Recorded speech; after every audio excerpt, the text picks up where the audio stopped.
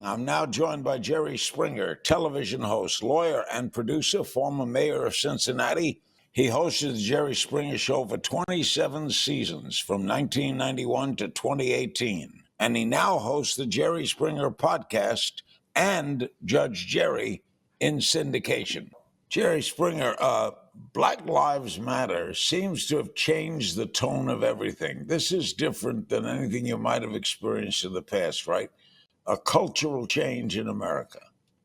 Absolutely. And when you think about it, whenever a protest movement starts out, the initial reaction from most people that aren't part of a particular group will say, boy, these are crazies. These are protesters. They're just disrupting things. And every one of the protest movements in our country, it always starts out like the protesters in the beginning are crazy. But then over time, it starts to gain support because what they're angry about, no one pretends to be upset. No one pretends to be hurt. When these people protest, they're really hurting. And after a while, we see the substance of their argument, and it becomes pretty hard to deny their point of view. So all of a sudden, it starts to move mainstream. That was true of the civil rights movement, the labor movement, the women's rights movement, the gay rights movement. It's always there a bunch of crazies in the beginning, and then, oh my gosh, they've got a point. One tough time, though, is how do they defend the defund the police? What do they mean by that? Well, I would say, even though I'm on their side on a lot of issues, on a lot of their points, that is crazy. First of all, it it it goes against what they really want. What we have to do is improve policing to have more sensitivity. You don't start out by saying, this is what we always complain about conservatives. Whatever the issue is, conservatives so often say, well, we can't afford it. In other words, they think money before they think issue. Well, this is the same thing. If we're saying we're going to defund, the issue isn't how much is being paid for police work. The issue is what the money is being used for. Is it used for sensitivity training? Is it used for more community policing? Is it used to hire police officers to work in the communities that they actually live in? I mean, those kind of things. So you don't start out. If we did away with police officers, you know what would happen? Everyone who owns a gun in America would suddenly be out in front of their own store, in front of their own business, in front of their own home, making sure nobody walks by. You're going to have people start shooting each other massively. It's going, it's crazy to talk about we're not going to have a police department. That's nuts. Do you think the liberal left ought to stop saying defund? Well, the the extreme view is saying that, but for example, the Democratic Party, whether you're talking about Nancy Pelosi, whether you're talking about Joe Biden, Democrats aren't saying, the regular Democrats aren't saying that. When you have a protest movement, you're going to have people coming in with all kinds of views. So there are a few that are saying that, and it's catchy, and the media jumps on it as any reporter would. But that's not where most people are, and that's a distraction. That's a distraction. We want to improve the quality of safety and security in America. We don't want to do away with any security. Is law and order a shield for racism? Do you think the term law? I'm a law and order guy. In the past, it has been used as such. Nixon used it, Spiro Agnew used it.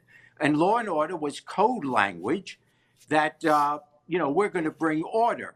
And secondary was the rule of law. People that are screaming law and order are so often just screaming for order. Obeying the rule of law is not what they're particularly interested in.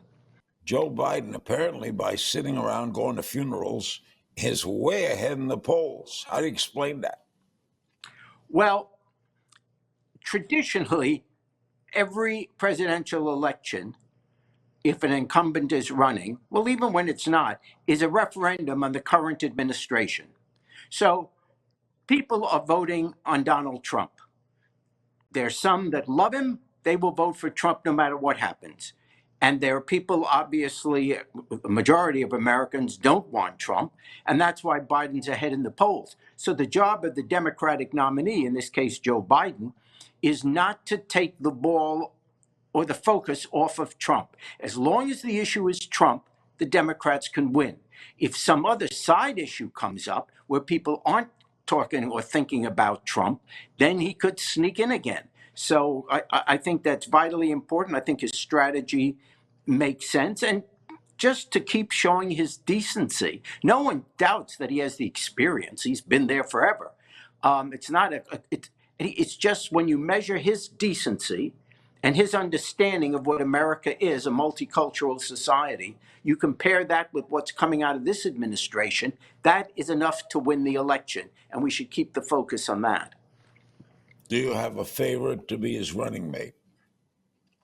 Well, I like Kamala Harris from the very beginning, but I'm assuming, and I think for good reason, his running mate will be an African American woman, and so Kamala is obviously in the hunt, and Demings from Florida is also the mayor of Atlanta.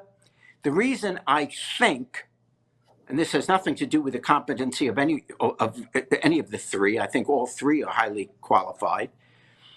But I think politically, picking a mayor as your running mate right now with what's going on is not a smart thing, because if anything blows up in her city during the course of the campaign, she'll be damaged goods. There'll be people that won't be happy with how they did. So it's too risky.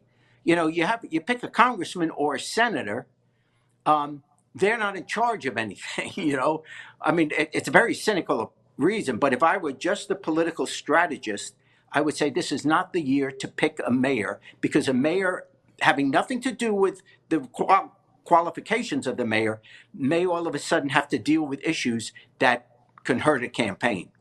Usually, though, if you pick a senator, it's from a state where you're in trouble. And you want that senator, as Kennedy did with Johnson, to pull you Yes. over. Harris will not. Biden doesn't need Harris. Right, on that issue. But I think politics has become national. It's not 1960s anymore. So I think today all news is national news. Something happens on a street corner in Minneapolis, and all of a sudden the whole world is responding. So I don't think a senator has that kind of clout anymore, any senator, to particularly carry a state, because senators are very rarely the head of the political organization in that state. You could say so possibly with governors, but not with senators who spend most of their time in Washington. So I don't think that's the consideration. I think Are she you come. Go ahead. are you concerned about the election itself? The debacle in Georgia. Trump probably insisting it's rigged, refusing to leave office. All these kind of things are being thrown around. Do you expect a crazy 5 months?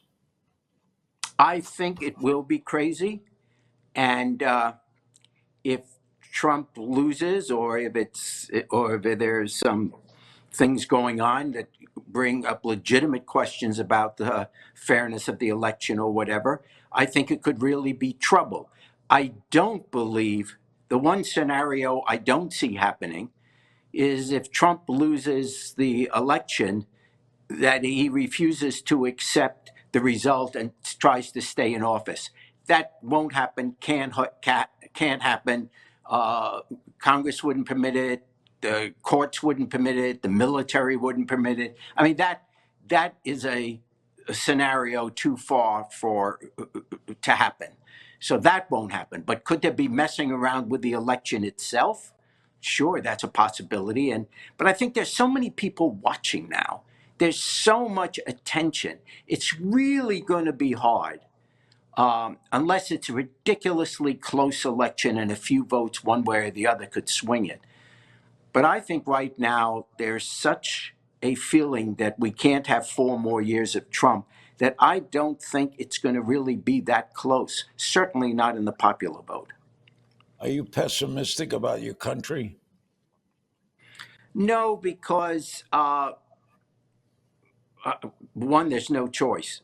Uh, America is built on the whole concept of hope.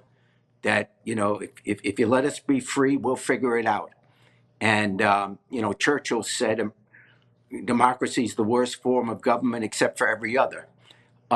So I think in the end, we will make decisions. We make a lot of mistakes, but somehow in the end, we finally get it together. Even if you look at our world wars, we were always late to the party, and but in the end, we wound up doing the right thing, and the quote, "the good guys won." So I think we're going through a difficult time now, but I really have faith in the younger generation. When I have faith in these demonstrations now, do you realize that most of the people demonstrating are white? During the Vietnam era, you saw whites in the protests, but the whites were in the protests because all the white kids were being drafted as much as the black kids were. Everyone was going to Vietnam. So everyone got involved in that issue. But now you're getting a majority of white people demonstrating when they're not the ones that have been stopped by the police or whatever, or have been shot or whatever. And that makes me think that the younger people know what kind of country they want to have, what kind of world they want to have. They're much better on the issue of race. They're much better on the issue of prejudice. They're much better on the issue of the environment. So I have optimism that I think the young generation is taking over. What are you doing on TikTok? You're a cruel man, Larry. Well, I did uh, I my grandson's school was having a fundraiser, and they wanted me to be, the MC of the auction and whatever. And one of the contests uh, at this dinner was going to be the TikTok contest, and people would send in their videos because we had to do the thing remotely. So they asked if I would do the demonstration of the TikTok. And I thought a TikTok was like a breath mint. I didn't know I what thought it it was a was. clock. Yeah. Yeah. And anyway, so I did a video which apparently went not apparent, which went viral, and but I'll never dance again. Jerry, thanks so much. Always great talking with you. Stay well. You are the best. You've always been the best. Thanks, Larry.